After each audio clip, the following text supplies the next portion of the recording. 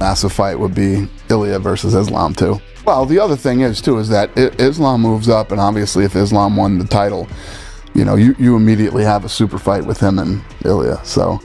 And last one from me. Earlier today, Islam Makhachev did an interview and said he's not ruling out coming back down to 155. But if it was up to you, would you rather fight him at 170 to get that third title, or would you be willing to fight him at 55 because that's the division that people say he might be the best at?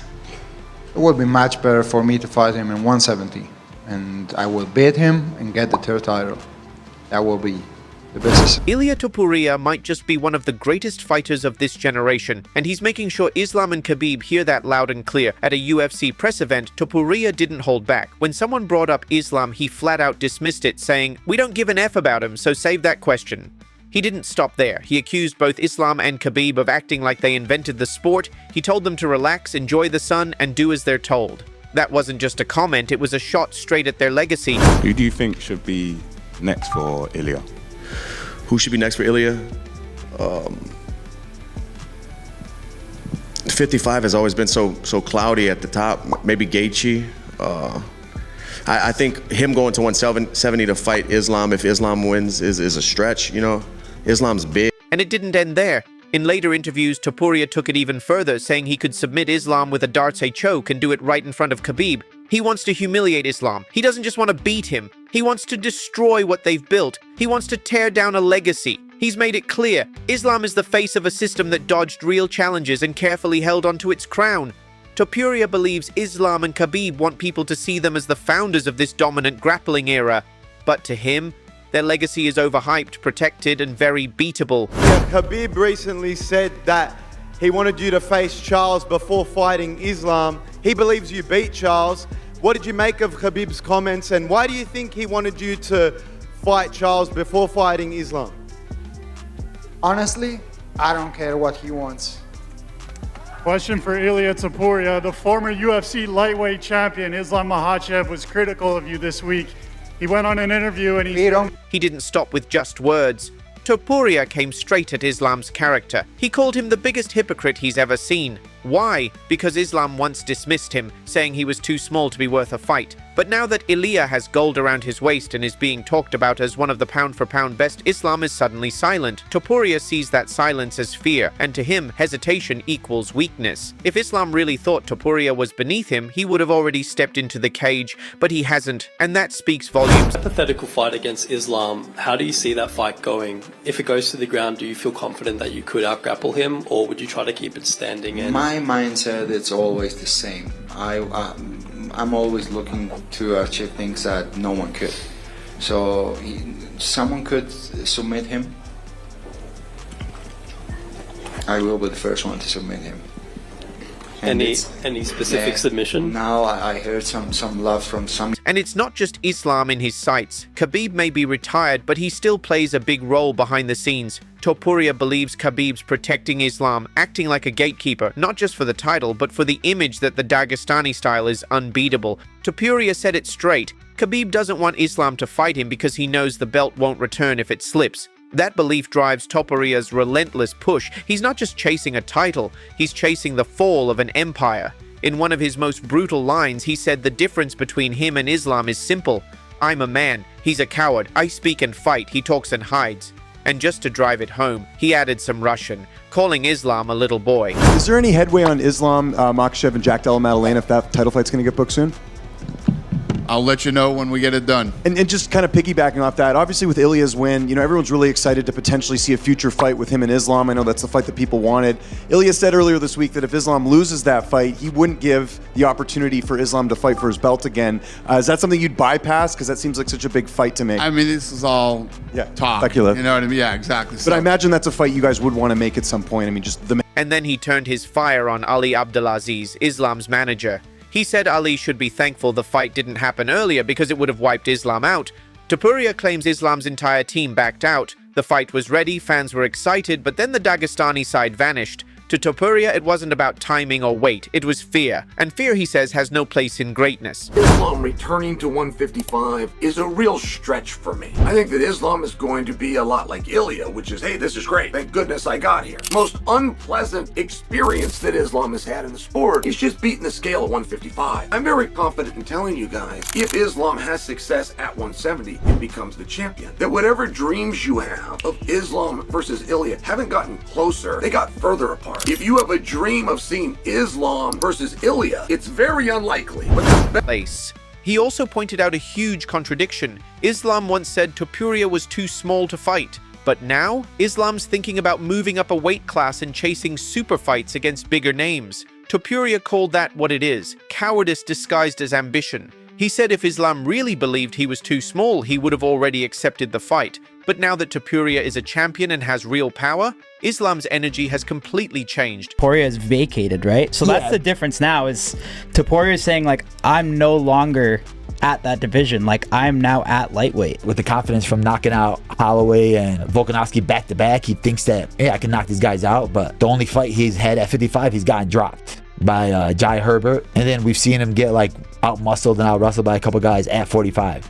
I think Islam's just going to be way too big. Topuria isn't just talking trash, he's explaining how he would beat Islam. He admits Islam has strong ground control, but he mocked his striking. There's nothing special about it, he said. Topuria sees Islam's style as safe, built on patience and control, not damage or danger. That's where Topuria believes the fight will turn. He fights to finish, not to win rounds. And he says Islam won't survive a clean punch or a wild scramble. While most see Topuria as just a striker, he reminds people his roots are in wrestling and grappling. His ground game is elite. He just hasn't needed to use it because his hands have done the job. And he's clear. If Islam thinks he's just facing another striker, he's in for a shock. Realistically, from all the conversations I had with the UFC and how the situation has been involved during the whole process, I don't think that that fight is going to happen. I will be surprised if I get the call and they're going to tell me, like, I want to fight. It was meant to be Islam, that was the big talk, but he moved up to welterweight. Do you believe he moved up to welterweight to avoid you, or because he has his own goals? Because he has his own goals. This is what I think. Do you still think that's a fight that should happen? You guys are both forging legacies in different weight divisions. Do you think that's a massive fight that should happen?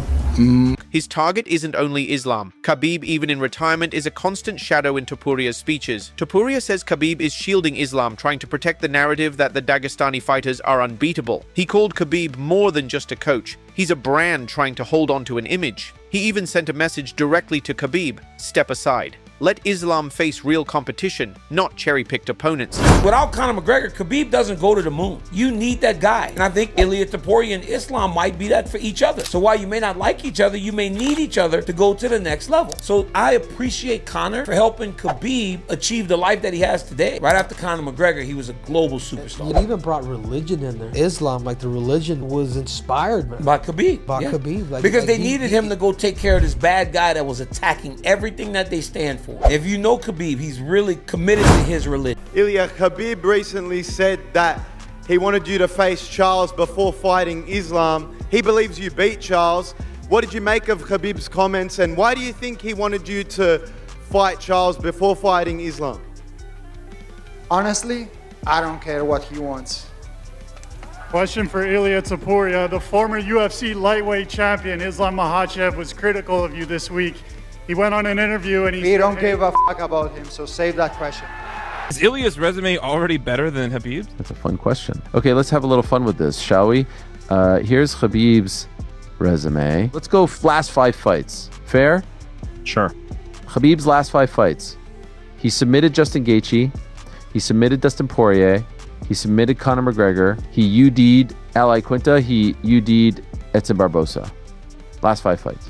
And Topuria's mind games go even deeper. He described exactly how he'd break Islam, not with a quick KO, but with slow, steady punishment. He wants to drag him into deep waters, round 3 or 4, and make him question everything he thought he knew about dominance. He wants Islam to feel that hopelessness, that moment when he realizes no coach, no corner, no escape is going to save him. That's what Topuria calls true elite, not just skills, but the mental strength to fight through hell. And he doesn't believe Islam has ever been tested like that. To those who say he needs to beat more contenders before calling for a super fight, Topuria doesn't care. His answer is simple: I'm a champion now. I already beat the man with the belt. I don't need to climb down the ladder. To him, legacy isn't about collecting names, it's about tearing down myths, and he sees Islam's myth as the biggest one. And his message didn't go unnoticed. Islam stayed quiet, but Khabib's team, not so much. Behind the scenes, they were clearly angry. Topuria didn't just throw insults, he challenged everything they stood for, and he did it live, with no filter, daring either of them to face him in the cage. The MMA world took notice. Fans, fighters, analysts, everyone felt the heat rise. For Topuria, this wasn't just about building hype, it was a message. He's undefeated, a serious threat in both featherweight and lightweight, and now he's dragging two of UFC's biggest legends into his path. To him, Khabib may be retired, but he talks like the legend never left. And Islam, he's not a threat, he's an obstacle. Fans had long dreamed of seeing Ilia El Matador Topuria step into the cage with Islam Makhachev, but now that fight seems farther away than ever. Still, Topuria isn't short of challengers. Right after his last fight, two names jumped out as serious threats, Paddy Pimblett and Arman Tsarukyan. Paddy, a fan favorite from the UK, has history with Topuria, and Tsarukyan, ranked just behind Islam and Ilia, has been making his own noise. Tsarukyan didn't waste a second. Right after Topuria's win, he sent a bold message on social media. "It was never supposed to be Charles. I can finish Ilia, simple as that, and he knows it. That's why he's avoiding the real #1 contender." He followed that with something even stronger. "He cannot jump ahead of me." In an interview with Ariel Helwani, he said Paddy Pimblett is being used for entertainment while true contenders like him are being ignored. He made it clear this isn't just a call-out, he expects to fight Topuria next. Even Dana White chimed in. While he didn't confirm anything, he hinted that Paddy might not be next. Still, Tsarukyan turned up the heat again. He mocked Topuria's record, saying, "Fun fact, Ilia never fought anyone in their prime." It was brutal and calculated. He wanted fans to doubt Ilia's journey, to think his rise was easier than others.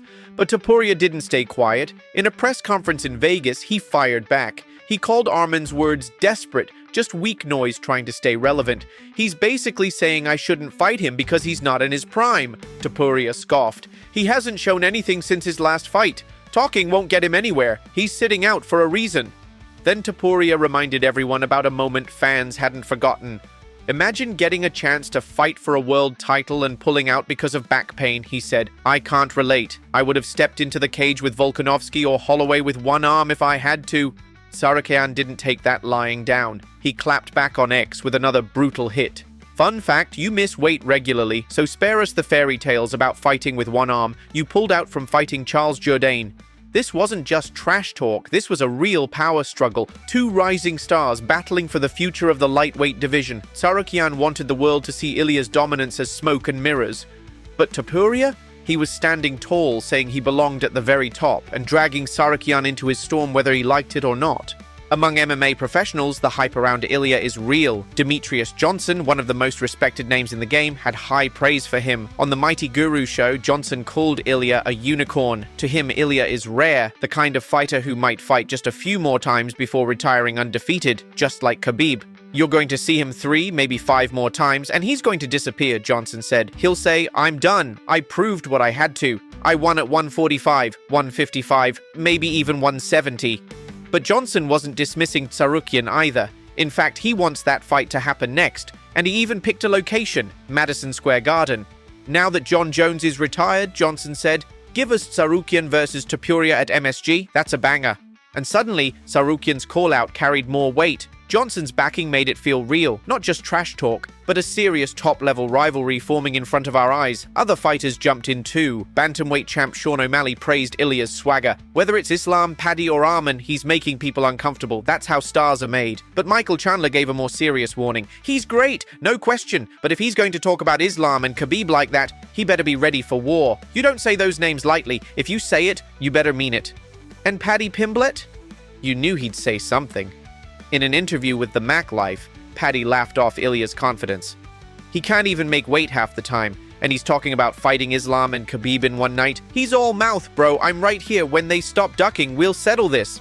Paddy might not have Tsarukyan's ranking, but he has a long, heated history with Ilia. It started in a hotel hallway in London, and it hasn't cooled down since. Even Jorge Masvidal weighed in on a podcast. "Ilia's nasty, man, but he's barking up a tree with real wolves. Khabib don't play that. You talk about Dagestan, you better keep that same energy when they show up. Islam's still holding the belt. If Topuria wants it, go take it. Simple. But the truth is, Ilia welcomes all of it. He's not backing down. not softening his words. He's not here to play it safe. He's calling out names over and over, fight after fight. He's not just following the momentum, he's setting the pace, drawing comparisons to McGregor's rise, but with a very different energy. Less performance, more pressure, less jokes, more intensity. Where Conor baited with showmanship, Ilia walks forward with purpose. He's already claimed featherweight gold, now he's aiming at lightweight and maybe even higher. And he's not just trying to win, he's trying to reshape the entire landscape of MMA. He's not afraid to bait the entire Dagestani lineage. He's not scared to challenge legends. He's ready to fight anyone, and he's making sure the whole world hears him while he does it. If Ilia keeps talking like this and keeps backing it up, the entire sport may change around him.